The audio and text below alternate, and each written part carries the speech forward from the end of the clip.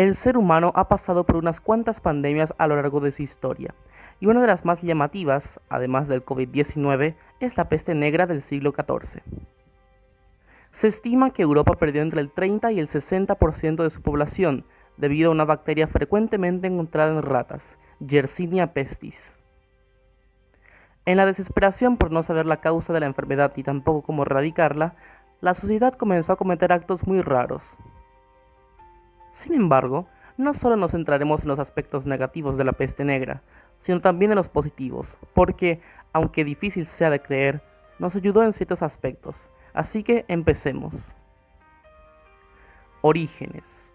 La peste negra se originó en Asia, encontrándose presente de igual manera en África, y fue transmitida a Europa mediante los viajes con fines comerciales entre los asiáticos, siendo precisamente Europa el continente más afectado.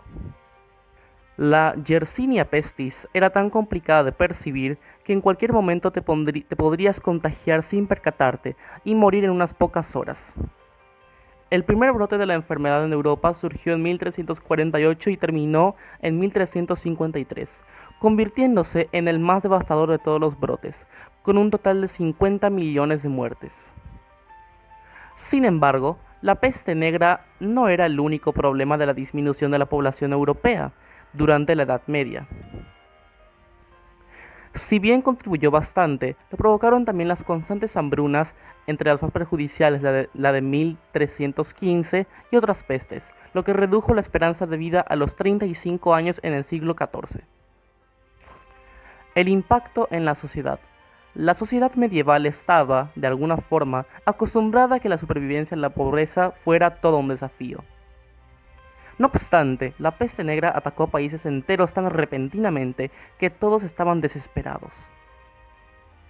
Como la vida en aquel entonces giraba en torno a Dios, la Iglesia pensó que se trataba de la ira de Dios provocada por el pecado del hombre. Asimismo, se consideró recomendable rezar, así como ayunar, y sin olvidar otras prácticas religiosas como asistir a misa. Pero nada de ello resultaba efectivo, puesto que todos, tanto el clero como los creyentes, morían de la misma forma constantemente, lo que conllevó a cuestionar la sabiduría de las personas en la cabeza de la Iglesia. Ningún consejo que ellos daban para protegerse de la peste resultaba efectivo. Otras personas, en cambio, buscaron nada más ni nada menos que culpar injustamente a los judíos, iniciando cacerías de los mismos y asesinando a cualquiera que practique dicha religión. Los cristianos siempre los habían despreciado porque los veían como los asesinos de Jesús, pero nadie se puso a pensar en que podría ser una pulga escondida en lo muy profundo. La medicina se basaba mucho en la teología, por lo que los métodos de tratamiento contra la peste negra rara vez tenían eficacia. Afortunadamente, esta área avanzó, ya que los médicos se daban cuenta de que lo que realizaban no ayudaba, por lo tanto buscaron nuevas formas de curarla. Dejaron a un lado todos los principios médicos de antes. Cambios en la vida de la gente pobre. A pesar de que la peste afectó tanto a ricos como pobres, estos últimos, por las deplorables condiciones en las que vivían, además de conformar la mayor parte de la población de un reino, se vieron muy perjudicados. Esto los llevó a reclamar derechos fundamentales, los cuales harían cambios sumamente importantes. Comenzaron a ocupar residencias de ricos fallecidos y ya no eran tan marginados como antes. Pero después de la gran pandemia, los nobles quisieron tener muchísimos privilegios nuevamente y recordarles a los pobres bajo qué cuna habían nacido. La lucha entre clases sociales duraría mucho más. Inicios del feminismo. En la Edad Media aún no existía la palabra feminismo como tal, pero antes de este acontecimiento, es decir, la peste negra, las mujeres eran mucho más despreciadas que posteriormente. Ellas eran vistas como las personas que crearon el pecado, justamente por Eva. Como muchas perdieron a sus esposos, se les permitió ser dueñas de ciertas propiedades y trabajar de mejor forma, por lo que se podría considerar que fue un inicio del feminismo. Cambios en el ámbito artístico.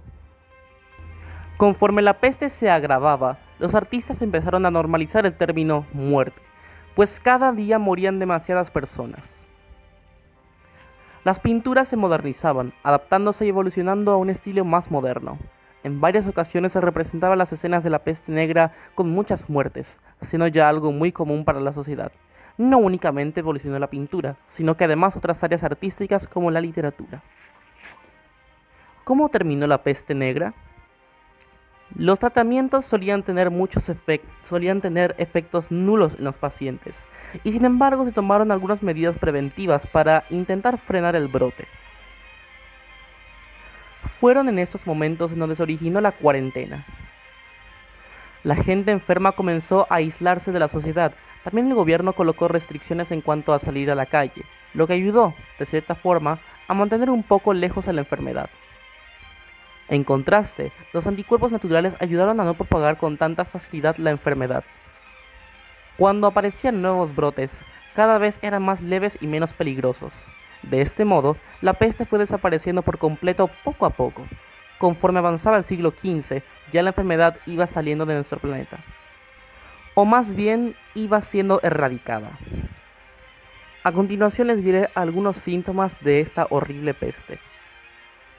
Tos, náuseas, sangrado nasal también por otras partes del cuerpo, gangrena y bultos negros en la piel. Se la llamó peste negra justamente por los bultos negros que aparecían en la piel una vez infectada era la persona. A pesar de haberse llevado consigo millones de vidas, en este video aprendimos también que la peste negra tuvo sus aspectos positivos.